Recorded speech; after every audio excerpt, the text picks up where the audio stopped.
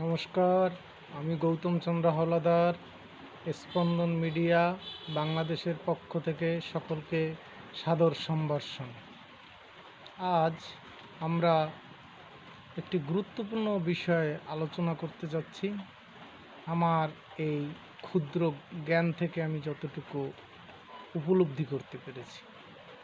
তো আমি গতকালকেই মোদিজির ইন্দোনেশিয়া, অস্ট্রেলিয়া এবং নিউজিল্যান্ড এই ৩টি দেশের সফরের সারমর্ম বা এই সফর থেকে কতটুকু তিনি ভারতবাসীকে বা তথা আমাদের এই দক্ষিণ পূর্ব এশিয়ার নিরাপত্তা, অর্থনৈতিক সার্বিক নিরাপত্তার জন্য কতটুকু অবদান রাখছেন, সেগুলো ইতিমধ্যে আপনারা বিভিন্ন মিডিয়ায় যেসব চুক্তিগুলো হচ্ছে সেগুলো আপনারা সচক্ষে দেখতে পাচ্ছেন এবং এতে কি কি অর্জিত হচ্ছে সেই ব্যাখ্যায় আমি আর যাব না। তো আজকে আমার যে দীর্ঘদিনের আমি বাংলাদেশের একজন নাগরিক, জন্মসূত্রে আমাদের পূর্বপুরুষ থেকে শত শত বছর যাবৎ আমরা বাংলাদেশে বসবাস করি, অথচ যে কোনো রাজনৈতিক সংকট শুরু হলেই আমাদের বিশেষ করে হিন্দু সম্প্রদায়ের উপরে অহেতুক একটা আঘাত আসে। তো এটা আর কোনো খ্রিস্টান বলেন, বৌদ্ধ বলেন, তাদের উপরে কিন্তু এই আঘাতটা আসে না। কারণ তাদের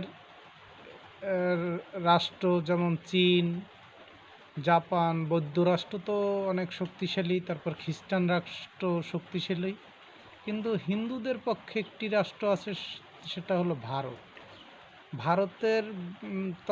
ভারত এ যাবৎকাল অর্থাৎ 47-এ স্বাধীন হওয়ার পরেও তিনি আজকের ভারত যেভাবে পৃথিবীর তাবড় তাবড় দেশগুলোর চোখে চোখ রেখে কথা বলছে এবং তাদের কাছ থেকে অনেক কিছু আদায় করে নিয়ে আসছে এবং তারও theory of balance of power, সেইটাও তিনি বিশ্বমঞ্চে দেখাচ্ছেন এবং সফলও হচ্ছেন। কিন্তু এর আগে কিন্তু সেইটা সম্ভব হয়নি।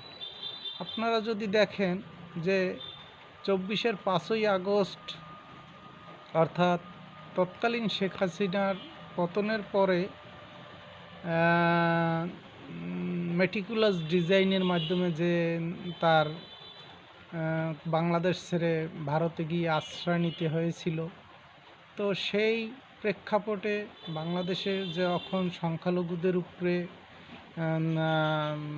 নির্যাতন, নিপীড়ন, কিন্তু পরক্ষণেই কিন্তু সংখ্যালঘুরা কিন্তু ঠিকই দাঁড়িয়ে গেছে, হ্যাঁ। এবং এখনও কিন্তু যে কোনো এই পলাশবাড়িতে সেই রাম মন্দির নির্মাণ নিয়ে যে লঙ্কাকাণ্ড ঘটছে, সেটার পরও কিন্তু তাদের উপরে যে হুমকি ধামকি এবং ভগবান রামের মূর্তির উপরে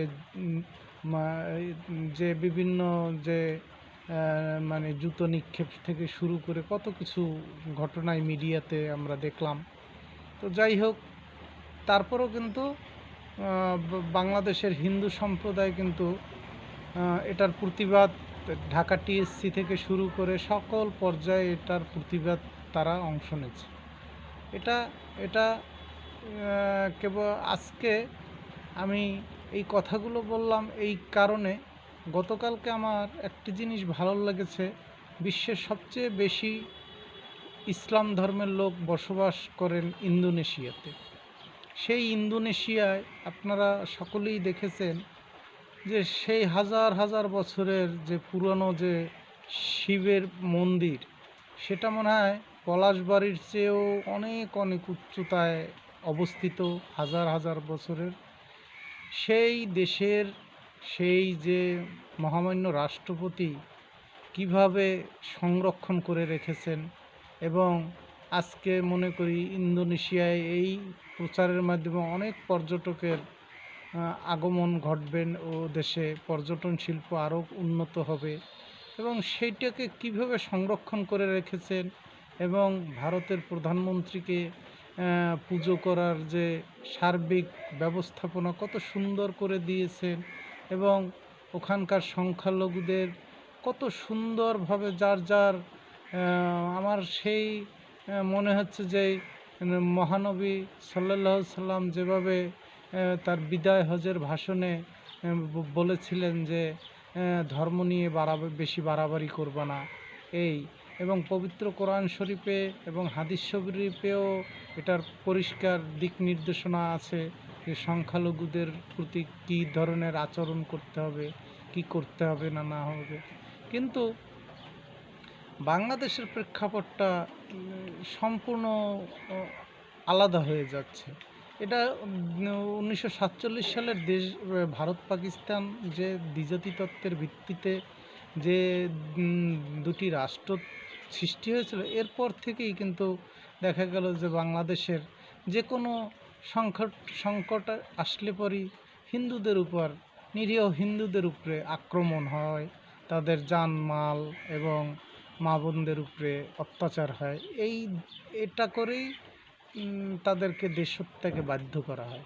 তো আমরা সাম্প্রতিক সময় যদি দেখি যে পাকিস্তানের যে অবস্থা, যে ওই যে পিওকে, তারপরে কালকে দেখলাম যে রাশিয়ার সাথে আফগানিস্তানের একটা ওই এয়ারবেস নিয়ে একটা বিশাল চুক্তি হয়েছে।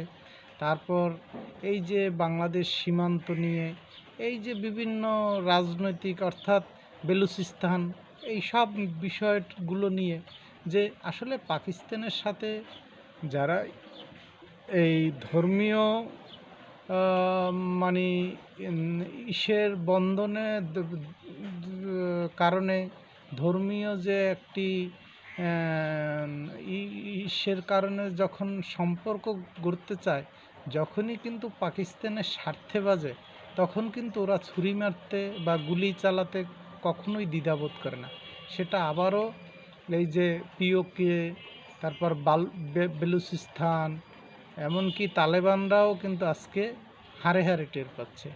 সেই আমরা যে 71 সালে যে বাংলাদেশ স্বাধীন হয়েছে, আমরা তো সেই 30 লক্ষ শহীদ, 25শে মার্চ কালরাত্রি, সেই অভিজ্ঞতা তো বাংলাদেশের মানুষের আছেই, তিক্ত অভিজ্ঞতা তো আছেই যে পাকিস্তান আসলে কি জিনিস। ওরা স্বার্থের জন্য কাউকে ছুরি মারতে এক মুহূর্ত এক বিন্দুই কালক্ষেপণ করবে না। আজকে দেখেন যে সেই 5ই আগস্টের পর যে পাকিস্তানের কোনো বাংলাদেশের কোনো ছিল না, সেই পাকিস্তানের আনাগোনা যেভাবে বেড়ে গেছে এবং সর্বক্ষেত্রে যেভাবে আমরা পাকিস্তান এবং চীনের যে আধিপত্য সেইটা মানে আমরা গত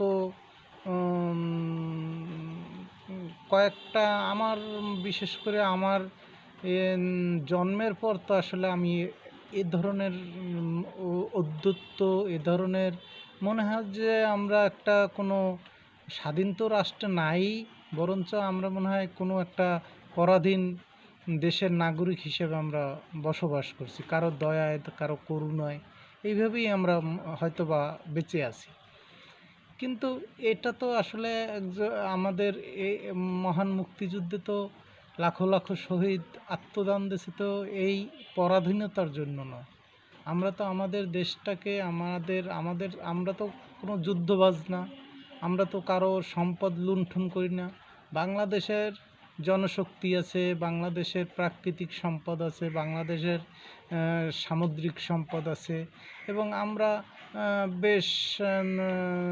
বেশ কিছু দিনে আমরা গত 2 দশকে আমরা প্রায় অনেক উন্নতি করে ফেলেছি, যা বিশ্বে আমরা একটা উন্নয়নের রোল মডেল হিসেবেও আবির্ভূত হয়েছিলাম। সেই দেশটা হঠাৎ কিছু কুচক্রী মহলের কারণে আজকে আমরা সেই মানে একটি দুর্ভিক্ষের জাতিতে পরিণত হচ্ছি আস্তে আস্তে। সামাজিক অবক্ষয় বলেন, অর্থনৈতিক অবক্ষয় বলেন, রাজনৈতিক অবক্ষয় বলেন, নিরাপত্তার অবক্ষয় বলেন, সর্বক্ষেত্রে। কেন? আমরা এটার কারণই হচ্ছে আজকে এই যে চীন চীন পিছন থেকে, মানে ওর নীতি হলো চোরের কয় চুরি করতে আর গৃহস্থরের বললে সজাগ থাকো। এই নীতি দিয়েই চীন এভাবে মানে পিছ থেকে এক একটা দেশকে লেলিয়ে দিয়ে ধ্বংস করে। আপনি দেখবেন গতকালকে আমরা আরও একটা আমেরিকার আরও একটা তথ্য পেয়েছি যে ইরান নাকি ডোনাল্ড ট্রাম্পকে হত্যার পরিকল্পনা করেছিল, যেটা সকল মিডিয়াতে প্রকাশিত হয়েছে। তো যাই হোক, এখন আজকে যে আমেরিকা সন্ত্রাসবাদ লালন করতে করতে আজকে তারাই আক্রান্ত হয়েছে। আজকে তাদের আত্মোপলব্ধি হয়েছে যে যারাই সাপ লয়ে বেশি খেলাবেলা করবে, ওই সাপের দংশনে তাদেরকেই মরতে হয়। এটা তো সেই আমাদের বরিশালের সেই পূর্বপুরুষের কথা যে সাপ নিয়ে যারাই বেশি লাড়াচাড়া করবে সেই সাপের ছোবলে তাদেরকেই ধ্বংস হতে হবে। তো এখন মার্কিনীদের কিন্তু টনক নড়ে গেছে। আবার দেখেন সেই ইরানে কিন্তু সেই বিভিন্নভাবে হামলা হচ্ছে, বিভিন্ন ইস্যুতে হামলা হচ্ছে।